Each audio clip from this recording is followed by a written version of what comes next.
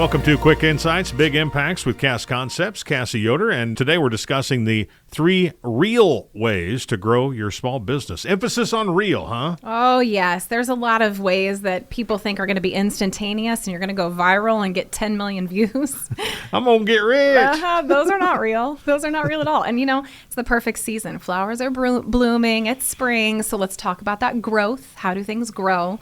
And really, for us, we really try to coach people at Cass Concepts about what is true scalability. Oftentimes people want to do those big, crazy, harebrained schemes. But the questions that really come into mind from a business coaching standpoint is, what does that look like if you would get 10,000 phone calls in a week, 5,000 phone calls? What would happen if you got 500? Do you have the staff? And can you actually handle that kind of growth? We all want to get there, but I think that scalability is really what it comes down to. And so we try to break it down into, these tips of like 3 things and 3 areas that you can focus on as a business that can help you to grow naturally and at a pace that is actually manageable. Okay. What's the number 1? Well, number 1 is show your face. Many businesses start and all of a sudden that business owner who was at the forefront of building relationships, networking at chamber events, going maybe to other businesses and partnerships and building those. And then all of a sudden the business launches, you're months into it, maybe years into it, and all of a sudden you're in your office day in and day out. And so one of the things that we really try to help coach businesses on is getting your face out there. Go back to what you were doing before. Listen, boots on ground, there's going to be nothing that replaces it. But now at 2025, we know that boots on ground looks a little different. So that means you need to be on social media. They need to hear your voice, do the radio interviews. You have to be out and about in public.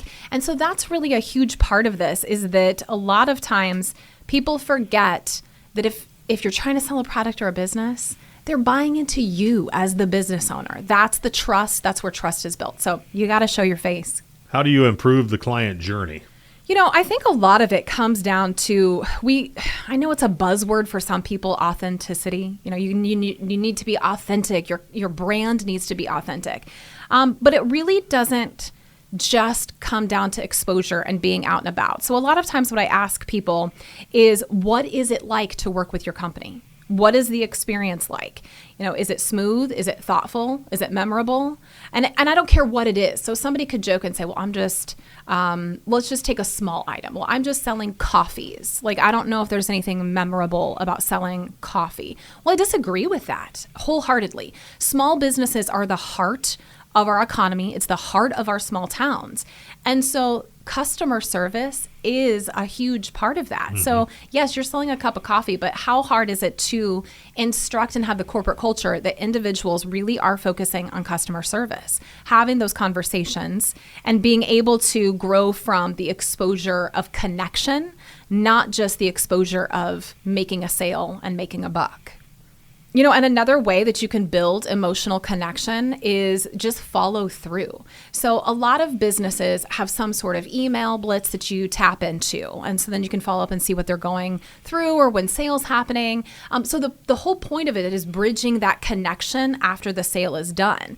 And so that, in essence, really is part of your brand's vibe of like, we want to stay connected and we want to network with you beyond just the transaction. And so we have to really make sure that whether it is through emails or social media content or even literally sending a thank you note to a customer, making sure that you're engaging from the human to human connection. That's how that growth happens. And so when we start looking at it, you really have to say there is connections that need to be made in every step of the process of the sales process. And most of that comes through your website, your social media posts. But you also have to be very mindful that you maybe don't always know who is behind the scenes, who you're serving. And so I think that's important too, that when it comes to your ads, when it comes to your messaging, are you really speaking to the right people in the right way? How do we get a hold of you? It's pretty simple. You can find me on just about anything online. If you go to our website, cassconcepts.com, or if you're on LinkedIn, connect and we can at least have the conversation. Sometimes you don't know what your business needs until you talk through something. So we can connect that way too on Facebook or LinkedIn. Quick Insights, Big Impacts with Cass Concepts.